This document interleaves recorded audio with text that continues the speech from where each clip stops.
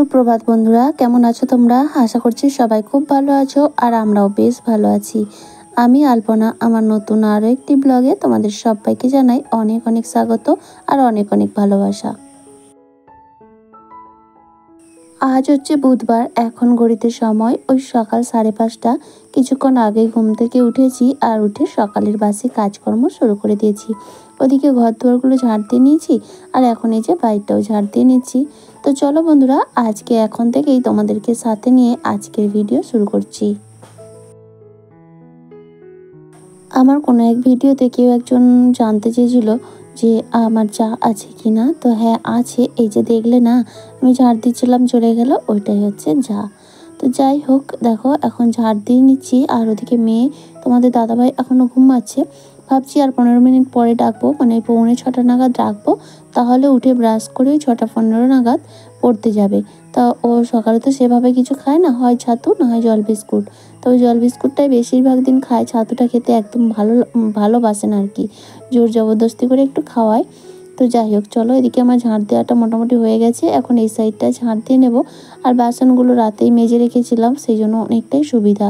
কারণ সকালটা না এত তাড়াহুড়ো করতে হয়, প্রত্যেক দিন কাচা ধোয়া থাকে, তারপরে মেয়েকে তুলে ওকে রেডি করে খাওয়ানো, ঘুম থেকে তোলাটা সব থেকে বেশি চাপের, জানো তো। তো একদমই উঠতে চায় না। তো যাই হোক, ঘুম থেকে উঠে আবার কিছুক্ষণ সময় অন্তত বসেই থাকবে, তো বসেই থাকবে, যে উঠে চটপট ব্রাশ টাশ করে নেবে, একদমই করে না। তো যাই হোক, ওদিকে ঝাঁটফাট দিয়ে আর এই যে গত রাত্রে কিছু ভিজিয়ে রেখেছিলাম, কাঁচা যত ছিল জমা সমস্তটা এখন গুছিয়ে নিচ্ছি। কারণ কি জানো তো, আমাদের সম্ভবত খুব মানে তাড়াতাড়ি একটা খারাপ খবর হবে। মানে আমাদের এক জ্যাঠা শাশুড়ি অবস্থা খুবই শোচনীয়, খাওয়া দাওয়া করছে না, মানে একেবারেই ওই চামচে করে জল দেওয়া হচ্ছে, এই রকম আর কি পরিস্থিতি। তো যে কোনো মুহূর্তে কিছু একটা ঘটে যাবে, তার জন্যই আমি তাড়াহুড়ো করে সমস্তটা গুছিয়ে নিচ্ছি আর কি। কারণ ওই সব ঘটনা ঘটে গেলে আর তো করা যাবে না, তখন একের পর এক জাম হতে থাকবে। আর সবশেষে যখন আমি করব তখন আমার উপর এতটাই চাপ পড়বে, তো সেই জন্য আর কি চেষ্টা করছি। আর এদিকে তো বৃষ্টির দিন, একটু বৃষ্টি একটু রোদ হচ্ছে, যে একেবারে কেচে দেবো সব শুকিয়ে যাবে সেটা তো হয় না, সেই জন্য ওই 2-4টে করেই কাচতে হচ্ছে। তো যাই হোক, আজকে হলে মোটামুটি শেষ হয়ে যাবে। তো মানে যেগুলো জমা ছিল আর কি, রোজগারের জিনিস তো রোজগার করতেই হয়। তারপরে ফ্রেশ হয়ে চলে আসলাম রান্নাঘরে। আজকে আর সকালে স্নানটা করলাম না, কারণ সকালে স্নান করার পর আবার রান্নাবান্না করার পর আবার স্নান করতে হচ্ছে, ঠান্ডা লেগে যাচ্ছে, তাই সকালটা অ্যাভয়েড করে নিলাম, দুপুরেই স্নান করব। আর এখন এই যে চা বানিয়ে নিচ্ছি, ওদিকে মেয়ে চলে গেছে টিউশন। তারপরে চাটা খেয়ে চলে আসলাম বিছানাটা গোছাতে। তো এখনই রান্নাটা বসাবো কিনা সেটাই ভাবছি। মেয়ে তো টিউশন গেছে আর আমার মেজো ননদদের আজকে ওদের বাড়ি তৈরি হচ্ছে, ঢালাই আছে। তো সেই জন্য ওরা কালকে রাতে ফোন করেছিল, তো মেয়েকে বলা হয়নি, ও যদি না যায় তখনই মুশকিল হয়ে যাবে, তাই রান্নাটাও বসাতে পারছি না। ও টিউশন থেকে আসুক, ওকে জিজ্ঞেস করবো, যদি যায় তাহলে তো ভালো, আর যদি না যায় তাহলে স্কুলে যাবে, তো রান্না তো আর করে দিতে পারবো না। যাই হোক, মুড়ি টুড়ি খেয়ে চলে যাবে আর পরে এসে ভাত খাবে, এরকমই একটা ভেবে রেখেছি। তো যাই হোক, এদিকে বিছানাটা গুছিয়ে নিচ্ছি। মেয়ে না আগে কোথাও যাওয়ার কথা শুনলে লাফিয়ে থাকতো, কিন্তু এখন না যাওয়ার কথা বললেও অতটা লাফায় না। ও বলে আমার স্কুল আছে, স্কুলে পড়ে, এই যে আজকেই যাওয়ার কথা বলতে আমি যাব না, আমার স্কুলের রুটিন দিবে পরীক্ষার। মেয়েটা কত বড় হয়ে গেল, অনেক বুঝে গেছে, অথচ কয়েক মাস আগে পর্যন্তই কোথাও যাওয়ার কথা বললেই আগেই লাফিয়ে আছে। তো যাই হোক, বয়সের সঙ্গে সঙ্গে মানুষের বুদ্ধি ম্যাচিউরিটি হয়, তাই না? আর এদিকে যে কালকে রান্নাঘরের কিছু বাকি জিনিস ছিল, সেগুলোকেও ধুয়ে নিয়েছি। আর অনেকটা সময় পরে, এখন কিন্তু মেয়ে স্কুলে চলে গেছে, ও যাবেই না। তো ও যায় না বলে আমিও যেতে পারলাম না, তোমাদের দাদাভাই একাই গেছে। তো সেই জন্য রান্না করব, মামের খাওয়া তো সেরকম রান্নার কোনো চাপ নেই, ওই ভাতে ভাত কিছু রান্না করব, তাই জন্য এই কাজগুলো করে নিচ্ছি। কি বলতো, একটা সংসার অগোছালো থাকলে না, সেটা একটা মানে মেয়ে মানুষ ছাড়া, বিশেষ করে গৃহিণীরা ছাড়া না কেউ করতে পারে না। গৃহিণীদের বুদ্ধি, পরিশ্রম আর ধৈর্য, এই 3টে জিনিস যদি থাকে, কারণ সবার মধ্যে তো এগুলো থাকে না, এই পরিষ্কার পরিচ্ছন্নতার ম্যানিয়া সবার মধ্যে থাকে না। কারণ অনেকেই আছে না অলস টাইপের, ও আছে থাকতো পরে করব। আবার অনেকেই আছে না আগে আমাকে কাজটা করতেই হবে, মানে সুযোগ পেলে। তো সেই রকম যদি গৃহিণী হয় তাহলে কিন্তু অগোছালো সংসারটা সুন্দর হয়ে ওঠে। এমন নয় তার জন্য ভালো ভালো কিছু জিনিস কিনে সুন্দর করতে হবে, যা আছে তাই দিয়ে। তো যাই হোক, ওদিকে কৌটোগুলো সব ধুয়ে পরিষ্কার করে রেখে দিয়ে আসলাম জল ঝরানোর জন্য। আর এসেই যে বাকি যেটুকু পরিষ্কার করা ছিল, তো বুঝতেই পারছো, আগেই বললাম কেন আমি সবগুলো তাড়াহুড়ো করে করছি। তো তো সেই জন্য রান্নাঘরে অর্ধেকটা তো কালকে করেছিলাম, আজকে এই যে বাকি, আজকে একটু সামান্যই ছিল, এই দুদিকটা বাকি ছিল, তো সেটা ঝেড়ে পরিষ্কার করে নিলাম। তারপরে একটু ঝাঁটফাট দিয়ে রান্নাটা করে নেব।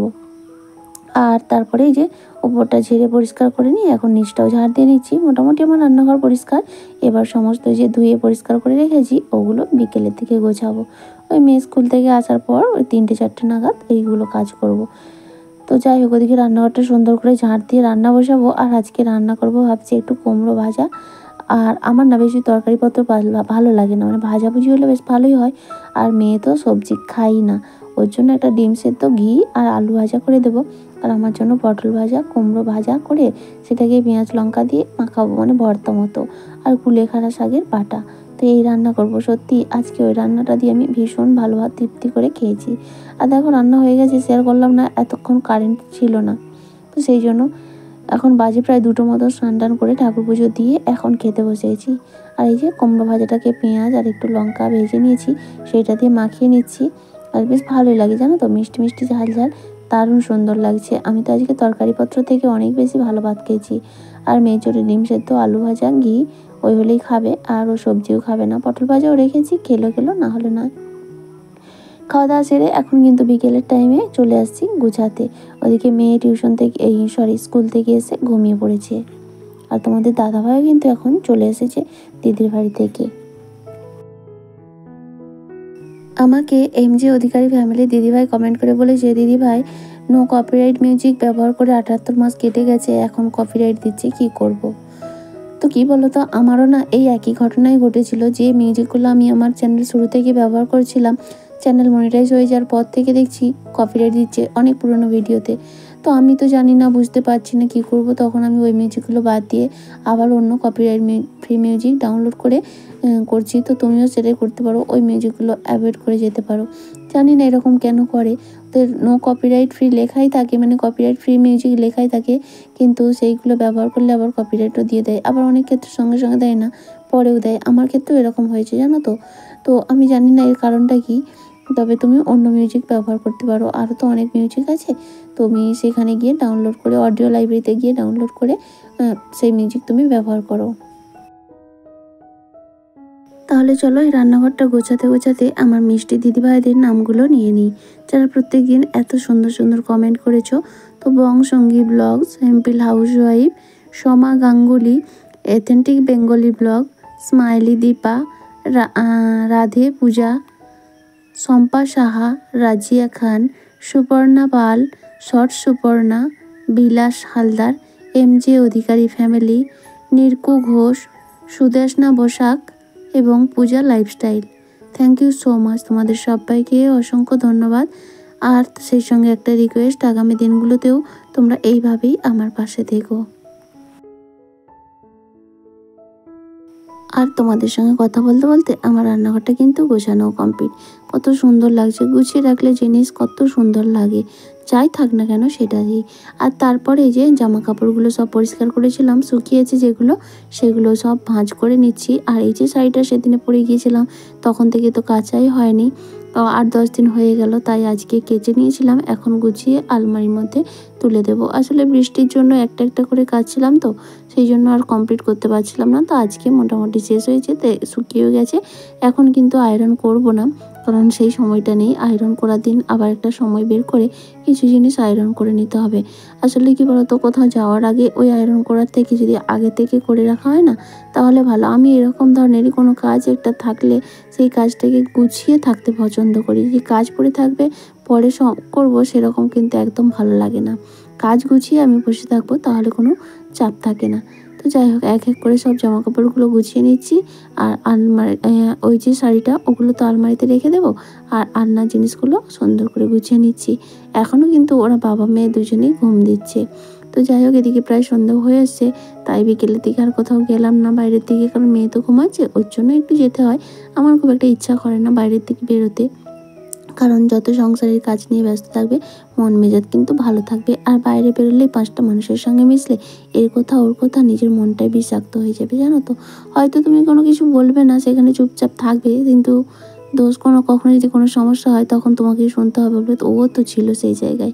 তুমি হয়তো কিছু বলোই নি, তুমি চুপচাপ ছিলে, কিন্তু তোমার দোষ হবে। তার থেকে ভালো নিজের ঘরের কাজকর্ম করা, নিজের সংসারকে সময় দেওয়া, তো সেটা অনেক বেটার। নিজের সংসারের মঙ্গল হয় কী করে সেই সব চিন্তা ভাবনা করা। তো যাই হোক, এদিকে দেখো তোমাদের সঙ্গে কথা বলতে বলতে সমস্তটাই গোছানো হয়ে গেল। আর এখন এই যে বেডশিটটাও গুছিয়ে নিচ্ছি, বেডশিটও কেচেছিলাম, শুকিয়ে গেছে। তো চলো, গোছানো হয়ে গেছে। আর আমার আগের দিনের ভিডিওতে আমার এক দিদিভাই পলা বাঁধানো ডিজাইনটা দেখতে চেয়েছিল, তো আজকে আমি চলো আমার শাখা এবং পলা দুটো ডিজাইনই তোমাদের সঙ্গে শেয়ার করছি। শাখাটা করেছিলাম বিয়ের আগে, মানে বিয়ের কদিন পর পরই, তো তখন এরকম করেছিলাম। আর পলাটা কিন্তু বেশ কিছুদিন আগে, মানে বছর 2 আগে, তখন সোনার দামটা বেশ ভালোই বেড়ে গিয়েছিলো, তাই ডিজাইন করে আর করতে পারিনি, এইরকমই সিম্পল করেছিলাম যে সবসময় পরার জন্য। তো এই হচ্ছে, শাখার সঙ্গে কিন্তু হয়নি, তবে শাখাটা কিন্তু অনেক বড় সাইজ করেছিলাম, এখন কিন্তু আমার হাতে প্রায় ছোট হয়ে আসছে। তো এটাকে আবার চেঞ্জ করার সময় হয়ে এসছে, জানো তো। আর পলাটাই রিসেন্ট বছর 2 আগে করেছিলাম, তো দেখিয়ে দিলাম, কেমন লাগছে অবশ্যই জানিও। আর তারপর সন্ধ্যে টন্ধে দিয়ে এদিকে দেখো মেয়েকে পড়াতে বসে গেছি। আগে কিন্তু গান প্র্যাকটিস করে নিয়েছি, আর তারপরে এই যে পড়াতে বসছি। এরপর আবার রাতে রান্না করব। রাতেও রান্নাবান্না সেরকম কিছু করব না, ওই যে ননদ মাংস পাঠিয়েছে, আমি আর মেয়ে যাইনি বলে, তো সেটাকে এখন গরম করে নিচ্ছি, আর একটু আলু সেদ্ধও দিয়ে দিয়েছি। তো এই হলো আমাদের আজকে রাতের ডিনার। তাহলে চলো বন্ধুরা, আজকের ভিডিওটা এ পর্যন্তই। দেখা হচ্ছে আবারও আগামীকাল নতুন আরেকটি ব্লগের সঙ্গে।